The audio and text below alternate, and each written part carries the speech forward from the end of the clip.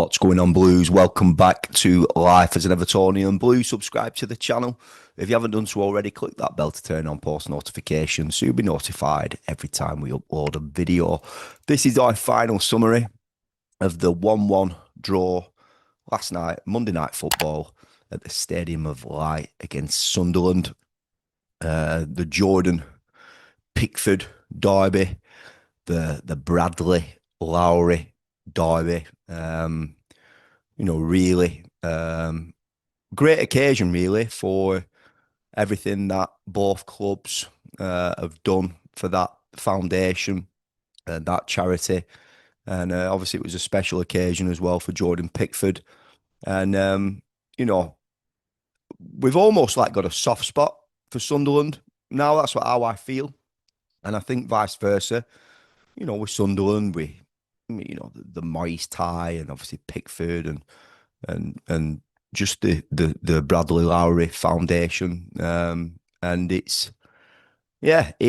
had a lot of decent support from Sunderland fans on my channel, and I appreciate it. Last night, though, in regards to the game, obviously I've covered a lot of this in last night's video. But we started off really bright. And Everton they give you a false sense of hope, or to the point of, this is a really good start. Everton are at the races tonight. We are chomping at the bit. We are creating. We deserve to be 2 or 3 up. And, you start scratching your head and thinking a little bit more clinical, a proper striker. And, this team could go from where we are. Well, let me add, we are only 3 points better off at this stage than we were last season, and 2 places.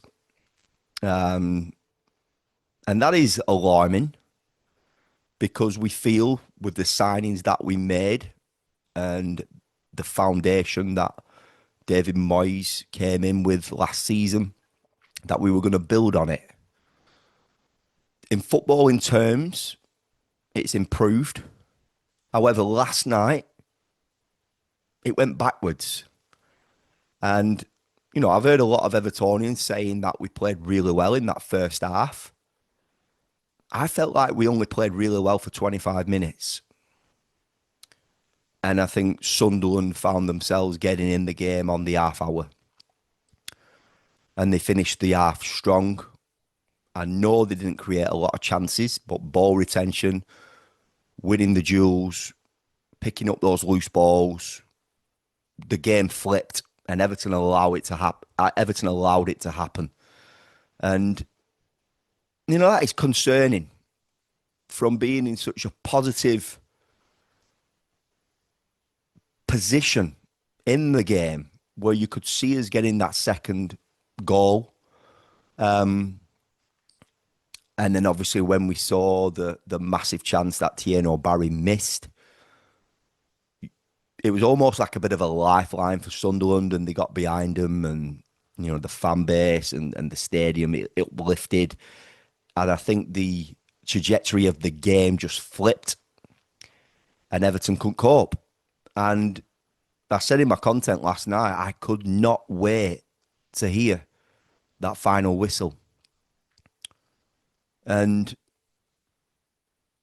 I go as far as saying that first 20 to 25 minutes was probably the best that I've seen Everton play away from home this season.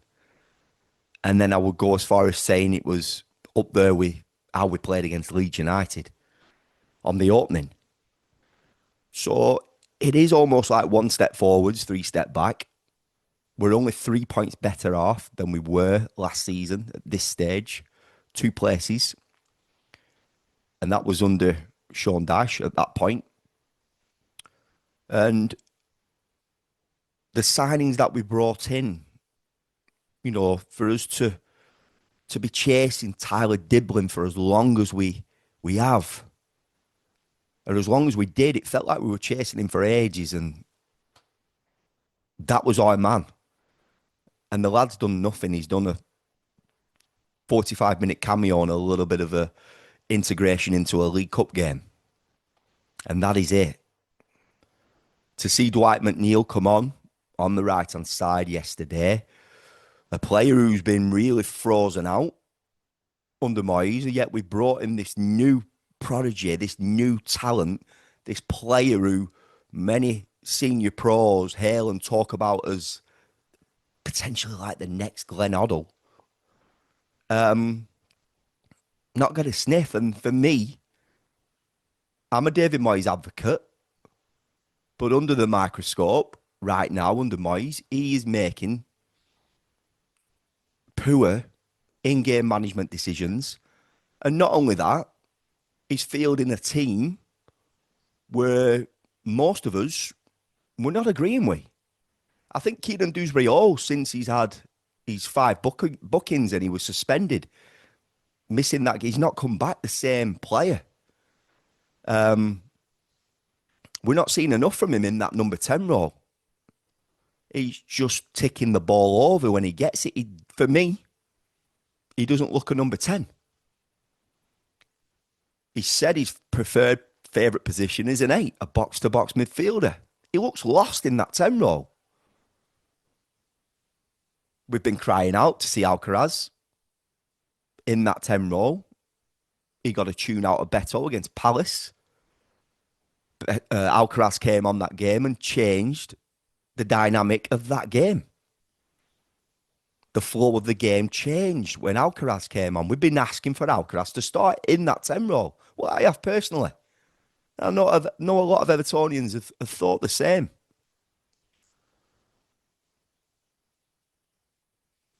We expected changes in this game, I did. And all we saw was a like-for-like Barry for Beto. And we see that in David Moyes' in-game management. He can't make his mind up. You know, for him to start Barry last night, I was happy. I feel he improves Everton as a number 9 on the ball, linking play, trying to create space, telling his teammates where he wants the ball. He's got a better footballing brain than Beto. So he improves us. So for him to get brought off, what probably give him a target for that, he had a booking, but for him to come off on the 54th minute, whatever it was, he missed that massive chance. And again, that was, you know, a big chance. And again, it put a target on his head for him to... It's like David Moyes couldn't wait to bring him off. I'm a David Moyes advocate. I'm a David Moyes fan. I appreciate everything that David Moyes did for Everton for those 11 years. I was gutted when he left. I was pleased for him to get it, for him to get that United job. I'm just being honest, and I'm happy that he's come back to our club. I'm happy what he did for Everton last season. He was the right man at the right time. Is he still the right man at the right time now? I hope so. But he has to get these details right now. They should have been corrected last night, but they weren't. He keeps now integrating Jimmy Gardner a little bit into that right-back position, where we've all been crying out for Jimmy to play at right-back. James Tarkowski, since that hamstring injury, isn't the same player this season. I'm going to come on here tonight and say he isn't the same player. He looks shaky. He looks nervous. He makes mistakes. He made a mistake against City. He made a mistake against Leeds United, leaning in. Was it a penalty? Was it not? Let Pickford save it, Tarky. Come out of that 6-yard box. Push out. He's on his heels. He's not reading it. Michael Keane had a superb game. Got a little bit lost for their goal. But Keane is the best centre half at our club at the minute. Jared Branthwaite injured. But is this the time now for David Moyes to have some balls and take Torquay out the side and play Jake O'Brien at centre half alongside Michael King? And with that, I would like to see Keenan Dewsbury-Hall adopt as a number 8. Why do we always have to go for like... Jimmy's a holding player. Jimmy likes to get on the ball. He likes to play like Pirlo. I'm not saying he is Pirlo, but he likes to play like Pirlo. He likes to just get it from the back and get on the ball and then look to Jack and look right. Every now and then he'll try and play a through ball, but he likes to just tick over. Idrissa just wins the ball. Wins, recovers, ticks the ball over. Do you have to have two similar in that position? Not for me. Not for me. Especially when you're at home. Not for me. So I would like to see Keenan Dewsbury-Hall alongside Idrissa Gana. And I'd like to see Jimmy play it right back at the minute. Or take out Idrissa Gana, play Jimmy, and let's give Seamus Coleman a do at right back. You know, he played for Ireland 2 games in that week. He's not getting a sniff. Not getting a sniff. But that summer window, it's almost becoming pointless. Feels pointless. The money that we spent on Merlin Roll, on Tyler Dibling. I felt sorry for Barry coming off. I did. Yes, he missed a big chance, but I felt sorry for him.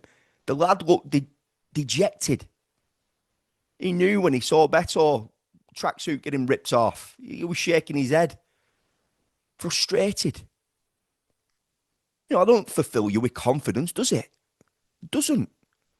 You know, you're coming off in 2 to 3 minutes on the 54th minute, whatever it were, around that mark. Let the lad have 70 minutes. Keep him on for another 10, 15 minutes, Moyes. He's clutching at straws. He's clutching at straws, and his in-game management has been really naive. It's been really safe. Very cautious. He's fielding what it's the same week in, week out. There's nothing changing. It needs to change. Because let me say it again. We are 2 places above from where we were last season at this point of this season with 3 points more. And that was under Sean Dyche. I hope he goes with Barry again at the weekend.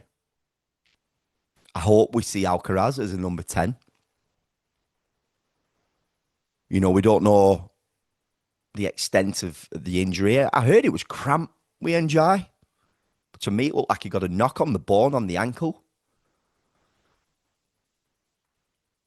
But Tyler Dibling must be wondering what on earth, you know. Merlin Rowe was pushed back in his seat like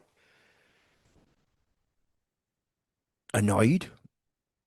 You know, Idrissa would run himself into the ground, bring Merlin on. Get some legs in midfield. We were getting overrun in midfield. But that Dwight McNeil decision just baffled me. It really did baffle me.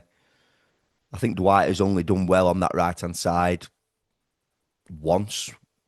And it was just a quick cameo against Forest away last season. We came on with about 12 minutes to go and he set up Decore with a lucky through ball. I'm not getting on at McNeil. But he shouldn't be coming on if we've got young Tyler Dibling on that bench, who is technically a right winger. That's what we've signed him for. So very frustrated. I feel like I'm getting more and more frustrated every week. I think there's been some below par performances. I don't think Everton have played well in a game for 90 minutes yet. We haven't had a complete performance. You know, the wins that we've had, we've been shaky in and we've been lucky to get the result. I'm happy we stayed in the game last night. I'm happy that we came away with a point with how bad it were.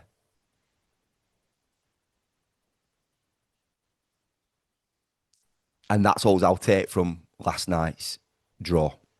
Sunderland are flying. And we outplayed them for 25 minutes. Not a half, not 35 minutes, not even 30 minutes, 25 minutes. And Sunderland took over. We had a huge chance to smash and grab with Alcaraz. He made the wrong decision. I think Adrissa was up by him on that left. It could have just been a nice through ball to Adrissa. He may or may not have bagged, but he put himself in the right position. But the clinical right ball wasn't there from Alcaraz. He's not had enough game time, though. That lad needs to start. He needs to start at the weekend. We need to see some changes, Blues. Let me know your thoughts. Let me know what you know, and I know you are doing. You've commented a lot in last night's video, and I'm going to get in touch with every single one of you. I really do appreciate the support and all your comments. I really, really do. I feel that we're all on the same page. We're all 53,000 of us at the Hill Dickinson Stadium. We're all on the same page. We're thinking the same. All the away support last night are thinking the same. All of us who were watching from home are thinking the same. The man in the dugout makes the decisions. And he's almost like, I don't know. It's like he doesn't want to. I think Tyler Dibling coming on last night, he would have grabbed hold of that ball. Just like Jack does on the left. He'd have grabbed hold of that ball and we'd have ball retention better. Would have been better in possession. And we tried to do it in parts. But we're giving it to Dwight, we're losing it constantly. First touch, appalling. Absolutely appalling. I've just said a few sentences ago, I don't mean to get on the case of Dwight, but he shouldn't be coming in. Not when you've got Tyler Dibling on that bench. Boys, I'm going to leave it there. Subscribe to the channel if you haven't done so already. Click that bell to turn on post notifications. We move on. It's a big game at the weekend before the international break. Nothing but 3 points for me. Nothing but 3 points for David Moyes. And it's a game that he needs to get right. He needs his selection right and he needs his in-game management right and he needs to learn from it. See you in the next one. Up the toffees.